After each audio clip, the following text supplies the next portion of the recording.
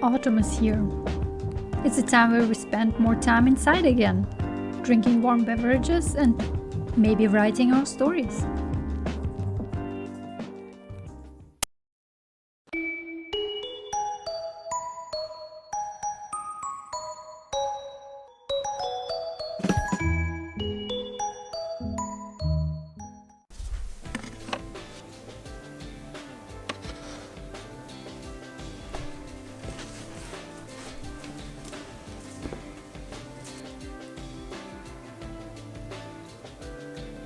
Hello and welcome to another more theoretical episode of Visual Storytelling with Olschi. I'm Olschi and on this channel we'll talk all about writing and drawing manga and just anything art related really. Today I want to introduce you to different ways of structuring your story. I'm not gonna go into detail with every story structure there is. Instead I will roughly introduce some examples and explain what are kind of the advantages of it and what kind of work process this way of structuring your story is most suitable for. If you want to know more about each of those story structures, there are plenty of really good videos here on YouTube. Or maybe if you are interested, I will make some videos in the future. We'll see. Anyways, for now I feel like all these other creators already did a much better job than I ever could. So with this video, I hope I can just give you a rough idea of where you can start. If you are struggling with writing your story, picking the right kind of story structure might actually help you to break through those points where you are struggling. So let's talk about story structures. Story structures are probably most useful when you outline your story, when you are still only planning what you want to happen when and why. How to make sure a certain scene has the intended impact on the reader. There are so many different story structures, so I won't mention all of them in this video. If there are some that you really like or which I'm left out of the video in general, feel free to mention those in the comment section. So let's start with the most simple one, the 3-act structure. Just as the name suggests, you build your story in 3 acts. Act 1, the setup, takes about 25% of the story. Act 2, the confrontation, is about 50% of the story. And the last 25% are Act 3, the resolution. This one is especially good for shorter stories, or if your story does have a limited length to it. If your story is really long and consists of multiple arcs, this story structure might not work for you. Maybe it will work for the individual arcs though. The good thing about the 3-act structure is that it's pretty straightforward and it has been proven to be effective. It is a good starting point and a guideline for developing a rough outline for your story. There are a lot of videos on the 3-act structure here on YouTube. I personally like the video by Harmons. The parts and questions she mentions are really helpful if you are just planning to challenge yourself and finish your story. The 7-step story structure. The 7 key steps of story structure were developed by John Truby in his book The Anatomy of Story. It is a book mostly for screenwriters, but unlike the 3 arcs story structure, this one can be applied to a story of any length really, no matter if you have 1 chapter or 100. It doesn't really give you a concrete way of how to structure your story, where to start, where to end. It's more of a loose framework that helps you to fill in the blanks of your story. It gives you 7 points you should think about when you develop your story. Weakness and needs, desire, opponent, plan, battle, self-revelation, new equilibrium. You can also use it on top of another story structure. Let's say first you develop a rough outline with a 3-act story structure, and then you take the 7 key steps and think whether your rough outline includes all of these key steps. You can learn a lot from John Truby about writing stories, but it is also just a lot of content, so you can get the book and read that one particular part of the story, or maybe you can find some information online. 7-point story structure. Not to be confused with the 7 steps by John Truby. I know that's confusing, but once you know what the 7-point structure is, you will quickly be able to differ between the 7 Steps by John Truby and the 7 Points by Dan Wells. This is one of the newest story structures, and unlike many other story structures, it gives you more flexibility. Rather than starting linearly at the beginning, you actually start at the end here. And then once you figure out what your end is gonna be like, then you go to the beginning and see how it relates to the ending of the story. Then you go to the middle and then you fill in the blanks. It generally involves 5 steps altogether, and I think it kind of works best for more complex stories that cannot be told linearly. Like my story, for example, Another Me, which does involve different timelines. So you kind of have to jump back and forth. So figuring out where I want to tell what part cannot just be planned linearly. This story structure might also work well for people who are more scatterbrained, like me. Which is fine, by the way. You might just need a different approach than a person who thinks more linearly and more structured. Next one is probably the most known one, Hero's Journey. The interesting thing about John Campbell's Hero's Journey is that he did not develop it as a storytelling tool. Rather, he observed in myths and fairy tales throughout history that they often followed a similar structure, a certain kind of storytelling that seems to speak to some intrinsic part of us. We humans have always liked stories, after all. And Hero's Journey encapsulates the most appealing story structure, one where our brain goes like brrr. Hero's Journey is probably best applicable to shonen manga, and if you look closely you will see the archetypes within those stories. You have a young unknown protagonist who then meets a mentor. He has to face a challenge, save the world, he has to change certain aspects about himself, face certain fears, and once he just about manages to save the world, he comes back a changed man. This story structure is so effective it has even been used in advertising and propaganda. It's difficult for me to name an exact example because, like I said, manga is usually so long, it's difficult to put it into one story structure, but Demon Slayer is an example that definitely starts like a lot of Hero Journey stories start. Heroines Journey. Did you know that there is also a Heroines Journey story structure?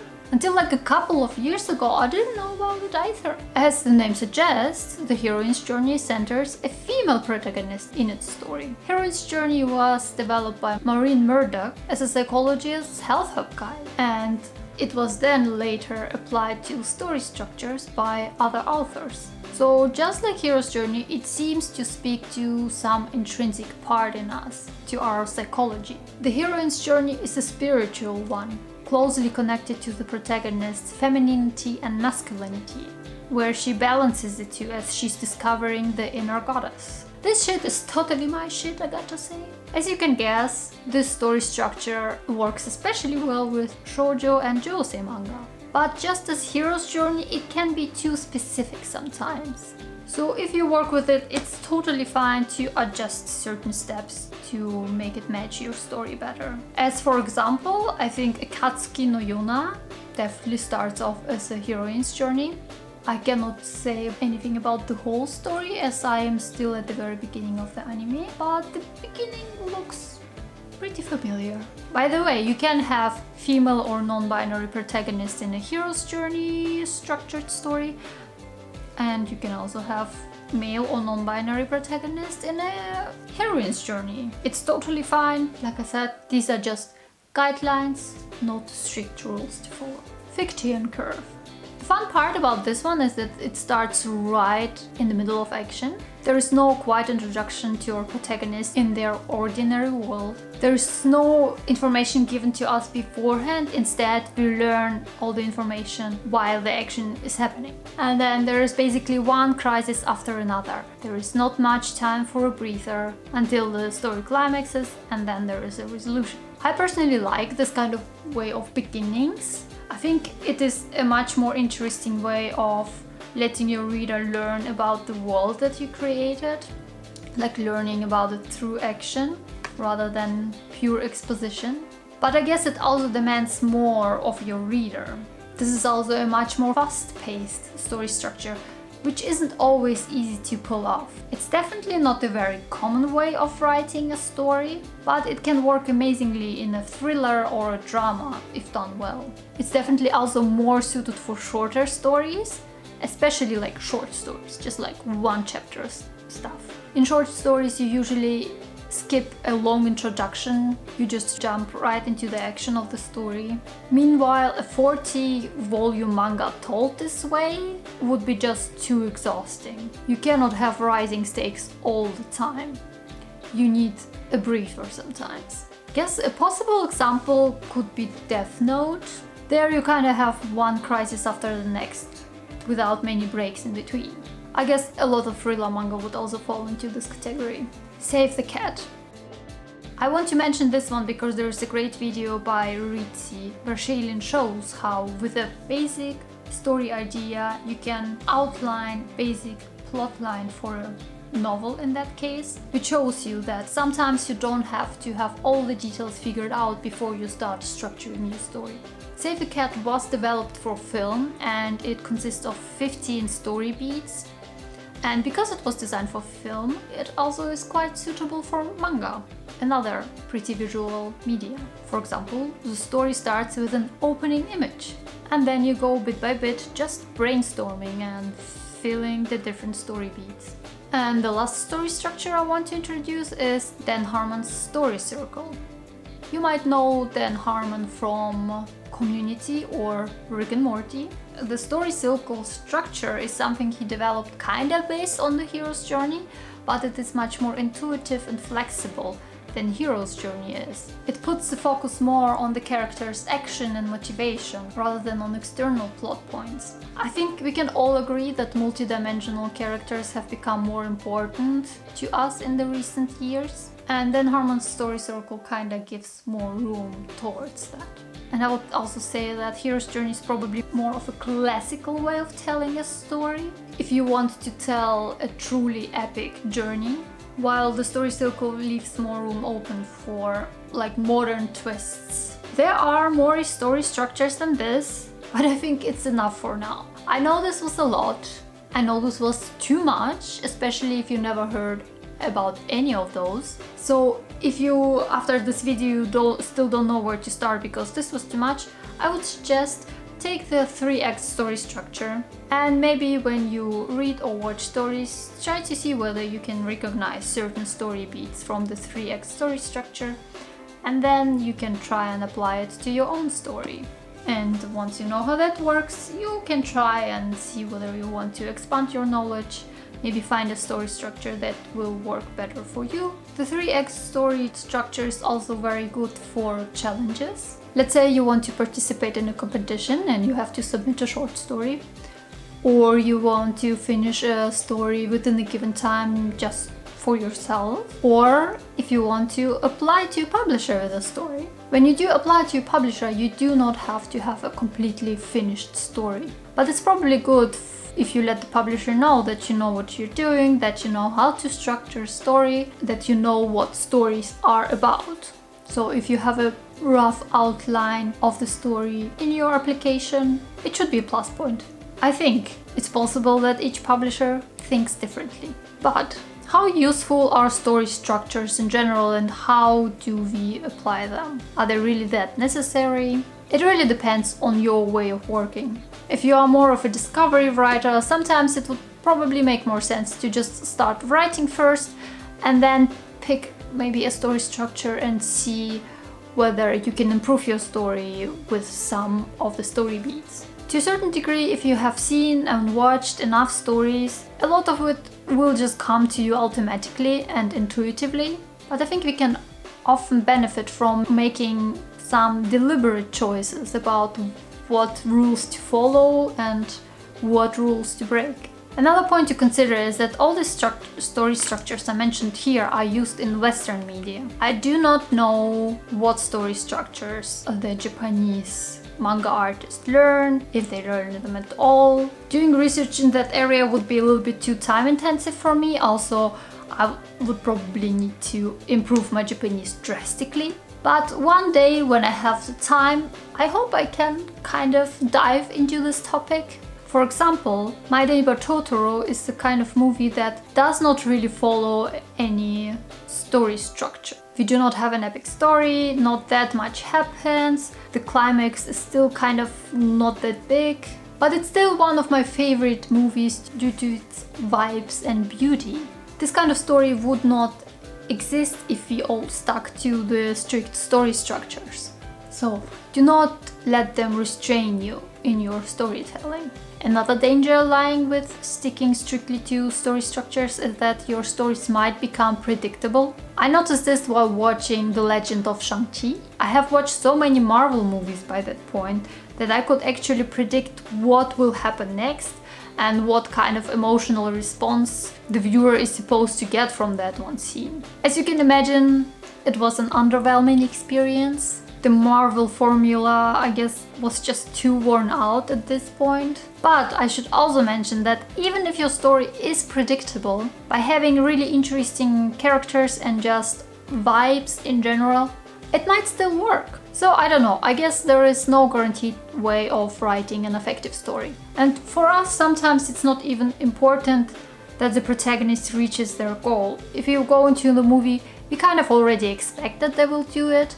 It's more about in how they will reach the goal. And this is where your creative ideas start. You can use the story structure as a tool, but it's your characters, your world building, your original ideas which will make the story unique. So leave yourself enough wiggle room to change things. I gotta admit, I personally don't really work with any of these story structures. That's because I roughly know how climax should happen and also what I need to build up to raise the stakes, let's say in a battle scene. But that's also because at certain point of time I did read a lot about storytelling, and once in a while I try to implement those things when I feel like my story is missing something, or when I try to analyze my story more objectively and see how a reader might see it. So I guess I use story beats more subconsciously.